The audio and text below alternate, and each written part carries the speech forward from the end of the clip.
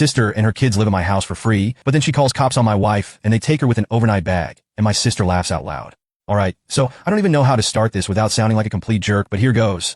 I'm 32 years old, and for the past 6 years my sister has been living with me. I guess you could say it was one of those situations where I wanted to do the right thing as the older brother, and it just spiraled from there. A bit of context.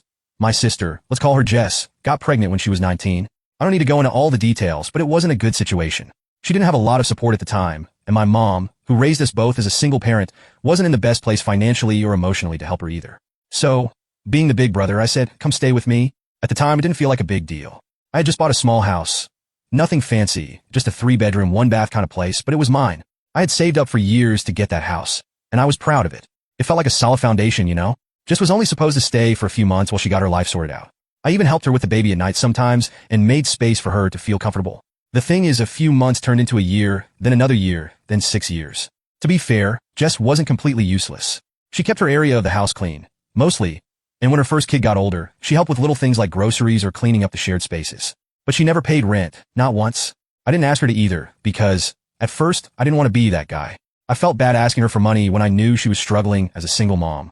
Over the years, though, things got comfortable for her. She had a second kid while living here. Don't ask me about the dad situation because that's a whole other story. And suddenly, what started as a place to crash became her entire life. My house was her house. Her boys, my nephews, grew up thinking of it as their home. I guess part of me let it go on because I felt like I owed her something. Jess and I didn't have the easiest childhood. My mom did her best, but we grew up pretty broke, and I always promised myself I'd be better. That I'd be the kind of guy who helped his family when they needed it. And honestly, I like my nephews. They're good kids, even if they're loud as hell and constantly making messes in the yard. Then, about 4 years ago, I met Amy. She's now my wife, and honestly, she's amazing. We clicked right away, and she's been nothing but understanding about the whole Jess situation. For the first couple of years, Amy didn't say much about my sister living here. She'd make little comments sometimes like, when do you think Jess will get her own place? But she was patient because she knew it was complicated. Things started to change when Amy moved in last year. I mean, I get it. It's not easy to move into a house where another woman and her 2 kids are already living. Jess and Amy were civil at first, but there was always this unspoken tension. Amy felt like she couldn't make the house hers because Jess had already staked out her little territory. So here's where things started to go sideways. Amy has always been into gardening. It's her thing. She grew up helping her grandma in the garden and has always talked about how much peace it brings her. For the last year, since moving in, she's been itching to start her own little project. One night a few weeks ago, after dinner, we were sitting around talking about the house. Amy brought up how she wanted to tear up part of the front yard and plant a garden that would bloom in the spring. She already had this whole vision, flowers, some small shrubs, and even a little bench where we could sit together. Honestly, it sounded nice. Our yard is nothing special. It's just grass and a couple of sad bushes. I figured a garden would make the place look better, and since Amy was so excited about it, I didn't see a reason to say no. We talked about hiring contractors to do the initial work, tearing up the grass, prepping the soil, and laying out the space. Amy wanted to take a few days off work to supervise and make sure it was done exactly how she pictured it. I thought it was a solid plan and told her to go for it. Now here's the thing. In hindsight, I totally get where I screwed up.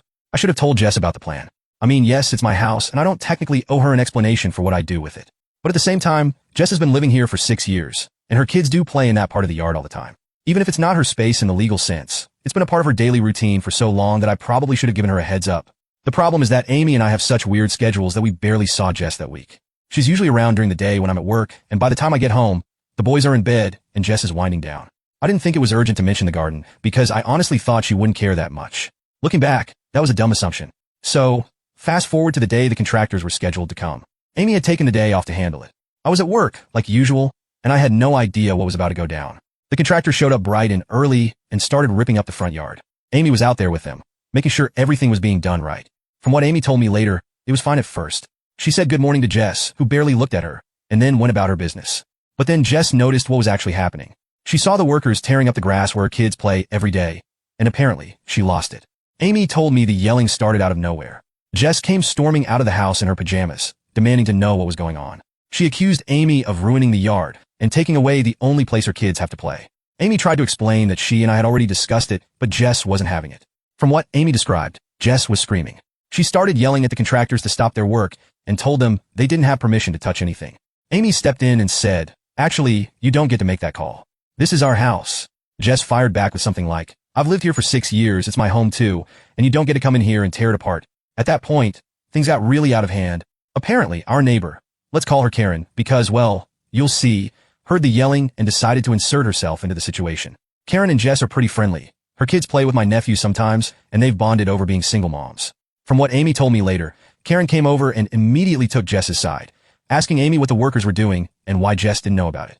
Amy tried to stay calm, but Karen wasn't listening. She ended up calling the police. Yeah, the police. I still can't believe it when I think about it. Karen called 911 and said there were unauthorized workers on the property tearing up the yard. She claimed Amy wasn't allowed to make changes because the owner wasn't home. The cops showed up pretty quickly because I guess in a quiet neighborhood like ours, they have nothing better to do, and things got even more ridiculous. Amy tried to explain that she did have permission because this is her home too, and we're married. But because I wasn't there to confirm anything, the cops told Amy she needed to leave for the night. They let her grab an overnight bag and then literally escorted her out of our house. When I found out about all this, I was at work and completely unreachable. I work in a warehouse, so I don't have my phone on me during shifts. I didn't even know any of this had happened until I checked my phone on break and saw about a dozen missed calls from Amy. I felt like an absolute idiot. I left work early, jumped in my car, and spent the whole hour-long drive home just trying to process what the hell was happening. When I got home that night, I felt like my brain was short-circuiting.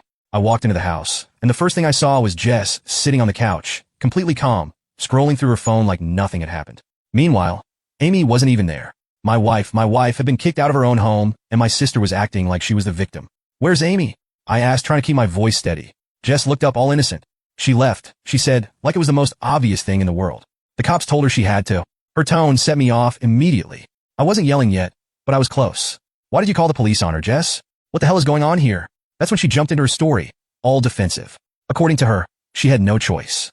Amy and the workers were tearing up her kids' play space without telling her, and she had to do something about it. She kept talking about how she's lived here for 6 years and how Amy came in and started changing everything without even respecting her.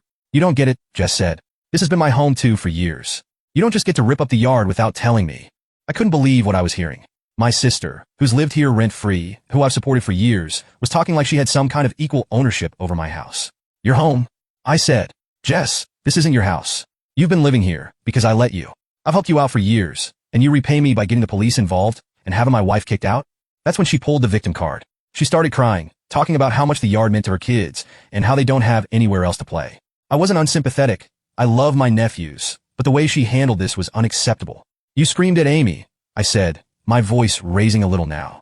"You embarrassed her in front of the workers, dragged the neighbor into it, and called the police." "Who does that?" Jess stood up and started yelling back like she was trying to match my energy. "You and Amy didn't even tell me. I had to find out when strangers were digging up the yard. You don't just get to change everything without talking to me first. I've lived here for 6 years. I have a say in this." I stopped. I actually stopped mid-sentence because what she said was so insane to me. "You have a say, Jess? You don't pay rent. You don't own this house. You've been living here because I've been helping you out. That doesn't mean you get to call the shots." And then she said it, the line that made my blood boil. "I have tenants' rights. You can't just do whatever you want anymore." I froze. "What did you just say?" Jess crossed her arms and said it again, quieter but firmer this time. "I have tenants' rights. I've lived here for 6 years. You can't just kick me out or change things without notice. Legally, I have rights too." At this point, I had to walk away. I couldn't even look at her. I went outside and sat on the porch, trying to calm down. I could feel my hands shaking, not out of fear, but because I was so angry. Amy called me while I was out there. She'd been staying with her sister, and I could hear how upset she was. "I can't believe your sister did that to me," she said, her voice cracking. "I'm your wife, and the police made me leave our house." Hearing how hurt she was made me even angrier. I promised her I'd handle it. "This is the last straw, Amy," I told her. "Jess has to go." I went back inside after a while. Jess was still sitting there, acting like nothing had happened. I didn't sugarcoat it this time. "You need to move out," I told her. She looked up at me, shocked. "What? Kicking me out over a garden?" "No," I said. "I'm kicking you out because of how you treated Amy. I'm kicking you out because you think you have more of a right to this house than my wife does. This is my home, Jess, and you crossed the line." She started crying again, telling me I was being unfair, that she had nowhere to go, that I was choosing Amy over my own sister. And maybe I was, but at that moment I didn't care. I wasn't going to let her keep disrespecting my wife and acting like she owned the place. I gave her a deadline. "You have until New Year's to find somewhere else. I'm serious. I'll help you pack. I'll help you find a place. But you're moving out." Jess stormed off to her room, slamming the door behind her. I just stood there for a minute, feeling completely drained. The next day, I called a lawyer to ask about this whole tenants' rights thing. I didn't want to get caught off guard if Jess tried to fight me on it. The lawyer said that Jess might technically have some residency rights because she's been living there for so long, but since there's no lease and she's never paid rent, it would be easy enough to evict her. I just needed to give her proper notice in writing. So that's exactly what I did. I wrote up a formal notice, printed it out, and handed it to Jess that evening. "You're really doing this?" she asked me, tears in her eyes. "Yes," I said. "It's time, Jess." I felt bad. Of course I did. She's my sister, and I love her, but this wasn't just about the yard anymore. It was about respect, boundaries, and the fact that I needed to put my wife first. That night, I texted Amy and told her everything. She came home the next morning, and when I saw how relieved she looked to be back in her own house, I knew I was doing the right thing. Jess didn't talk to either of us for the rest of the week. She stayed in her room or took the boys to her friend's house. I didn't push her, but I also didn't back down. For the first time in 6 years, I felt like I was taking back control of my home. The next few days were tense as hell. Jess didn't say a word to me, and the house felt like a war zone. She kept to her room with the boys, only coming out when she had to, probably hoping I'd change my mind if she just laid low. Amy was back home, but she was still pissed. She didn't deserve any of this. The first night back, she unpacked her overnight bag and sat on the edge of the bed quiet. I tried to apologize, tried to tell her I was handling it, but she shook her head. I know it's not your fault, she said, but your sister humiliated me in my own home. Our home. You have to fix this. She wasn't wrong. The next morning, the neighbor, Karen, decided to stir the pot even more. I was outside grabbing the mail when she came walking over like nothing had happened. She had that fake smile plastered on her face, the one people wear when they're about to say something condescending. Hey, so, I just wanted to check in on Jess, Karen said, leaning against the mailbox like she owned the place. She told me everything that happened, and I just feel terrible for her. It's not easy for single moms, you know? I stared at her for a second, trying to keep my cool. Karen, I'm gonna stop you right there. This isn't your business. What happened here is between me, my wife, and my sister. Karen blinked like she couldn't believe I'd actually said it. Well, I'm just looking out for her. And you know, she does have rights. Legally, she's lived here for... Stop. I cut her off. You called the police on my wife, Karen. Do you have any idea how messed up that is? Amy lives here. She's my wife. You had no right to get involved. Karen raised her hands defensively. I didn't know she was authorized to make those changes. That's exactly the point, I shot back. It's not your problem. You don't live here, and you don't get to decide what happens on my property. At that, her smile vanished, and she got this sour look on her face. Well, I guess I'll stay out of it then, she said, her voice dripping with attitude. But just so you know, Jess doesn't deserve to be thrown out over a garden. I didn't bother responding. I turned around, went back inside, and locked the door behind me. I was done being polite. Later that afternoon, I sat Jess down for another conversation because clearly she still didn't get it. I found her in the living room folding laundry while the boys played video games. I could tell she was avoiding me, but I wasn't going to let this drag out any longer. Jess, I said, sitting across from her, we need to talk. She didn't look up. I already know what you're going to say. Good, I replied. Then this won't take long. I handed her the formal written notice I had printed out earlier. It was basically a repeat of what I'd said before. She had 60 days to move out, and I would help her find a place if she needed it. Jess finally looked up at me, her face red. You're really serious about this? Yes, I am. She let out this bitter laugh. Unbelievable. You're really throwing me and my kids out over some stupid grass. Do you even hear yourself? This isn't about the grass, Jess, I said, trying to stay calm. This is about how you handled the situation. You screamed at Amy, you embarrassed her, and then you let the neighbor get involved and call the cops. You crossed the line, and you know it. She shook her head, tears in her eyes. Where are we supposed to go, huh? You think it's easy finding a place when you've got 2 kids and no money? You promised you'd always be there for me, and that hurt. I won't lie. It hit me hard because it's true. I did promise I'd be there for her. But 6 years is a long time, and I realized that my help had turned into something toxic. I had given her a crutch, and now she expected me to carry her forever. I have been there for you, I said quietly. For 6 years, Jess. I've given you a place to live, I've helped with the boys, and I never asked for anything in return. But it's time for you to figure things out. You can't live here forever. She didn't say anything. She just sat there crying softly. For a second, I almost felt guilty. Almost. But then I remembered how Amy had looked when she came home. How humiliated she'd felt when the police made her leave her own house. That's when I knew I was doing the right thing. That night, Amy and I sat on the couch and talked about everything. I told her about Karen's little visit and how I'd shut her down. I also told her about Jess crying and how hard it was to stick to my decision. Amy put her hand on mine. I know it's hard, she said, but you're doing the right thing. I love you, but I can't live in a house where your sister treats me like I don't belong. This is our home, and she needs to respect that. She was right. Over the next few days, Jess started coming out of her room, but we didn't talk much. She avoided Amy completely, which was probably for the best. I heard her on the phone with some friends a couple of times, and I think she's trying to figure out where she's going to go. I even overheard her talking to Karen once, complaining about how heartless I was being. I didn't care. I was sticking to my guns. The neighbor issue was the final straw for me. I made it clear to Karen through a text that she was no longer welcome on my property. I told her that if she came over again, I'd consider it trespassing and would call the police myself. She didn't reply, but I haven't seen her since. Good riddance. As for Jess, the tension is still thick. She's quiet, and the house feels awkward, but I'm counting down the days. I gave her 60 days to move out, and I meant it. I love my sister, but this is my home. Amy and I deserve to live here in peace. At this point, I was sticking to my guns. Jess had her 60-day notice in writing, and Amy and I were trying to move forward with as little drama as possible. But because nothing in this situation could ever be easy, Jess decided to push back. A few days after I handed her the notice, she dropped a bomb on me. She'd been talking to a friend of hers, and apparently, that friend knew someone who worked in law, whatever the hell that meant. Jess sat me down and told me, very smugly, that she wasn't going anywhere unless I followed the proper eviction process. You can't just hand me a piece of paper and expect me to pack up my kids and leave, she said, crossing her arms. I looked into it. I have rights. I try to stay calm. Jess, what are you even talking about? You're living here for free. There's no lease, no rent payments, nothing. I gave you 60 days out of courtesy. She shook her head. Doesn't matter. I've been here for over 6 years. That makes me a tenant. Legally, you have to file for eviction. You can't just kick me out because your wife doesn't like me. I couldn't believe this was happening. My sister, who I'd taken in for free, supported, and given a home to, was now talking about tenants' rights like she'd been some kind of paying renter this whole time. I didn't know what to say, so I just walked away. I needed a minute to cool down and figure out my next move. The next day, I called my lawyer again. I explained what Jess had said and asked if she was right. Turns out, in a lot of places, someone who's lived in a house for a long time, even if they don't pay rent, can establish residency rights. It's a gray area, but technically, I would need to go through a formal eviction process to get her out if she refused to leave voluntarily. You're kidding me? I said to the lawyer. He wasn't kidding. He told me the good news was that Jess didn't have much of a legal leg to stand on since there's no lease agreement or rental payments. But the bad news was that the formal process would take longer than I'd like. I couldn't just change the locks and throw her stuff out. That would be illegal. I had to do this by the book. So that's what I decided to do. The next evening, I sat Jess down again, this time with a printout of the legal eviction notice I'd filed. I explained to her, calmly but firmly, that I wasn't backing down. She was leaving. I was giving her the time required by law, and I would help her pack and find resources for single moms if she needed them, but this wasn't up for debate. She scoffed at me. You'd really go through all this legal eviction against your own sister?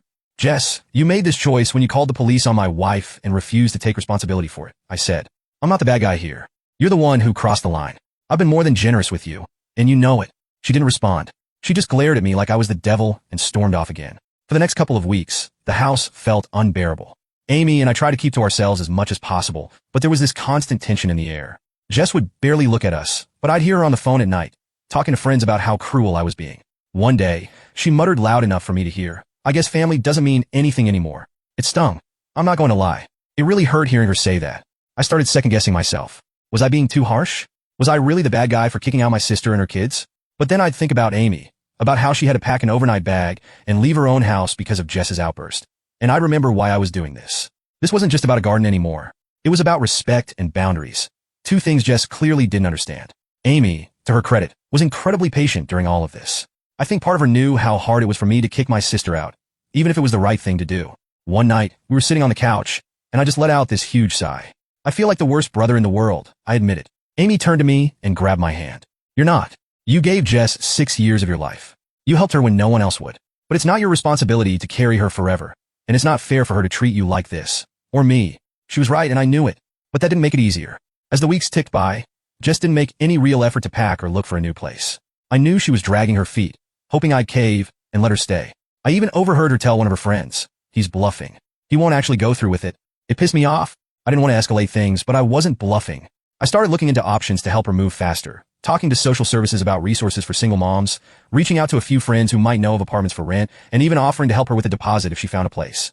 I left a list of resources on the kitchen counter one day and texted her. Here are some options to help you and the boys move forward. I'm serious about the deadline, Jess. She didn't reply, but I noticed later that the list was gone. By the end of the month, things were starting to shift. Jess finally started packing up small things, clothes, toys, some of her kids' books. I didn't say anything about it. I figured if she was finally coming to terms with leaving, I'd give her space. One evening, she actually came into the living room while Amy and I were watching TV. She stood there awkwardly for a minute before speaking. Are you really okay with this? Me leaving like this? I looked at her, and for the first time in weeks, I felt something other than anger. I felt tired. Jess, I love you. You're my sister. But this can't keep going on. It's time for you to start fresh and figure things out on your own. I'll help you as much as I can, but you can't live here forever. She didn't argue. She just nodded and walked away. By the time we hit the 60-day mark, Jess was mostly packed. The boys didn't seem to understand what was happening, which made it harder, but I knew it was the right call. I helped load her boxes into her friend's car on moving day, and when she finally drove off, the house felt quieter than it had in years. I feel bad for my nephews, but my sister's been living here for free for 6 years. I didn't sign up to be their permanent landlord. I guess I just want to know, am I the a-hole for finally telling her to leave?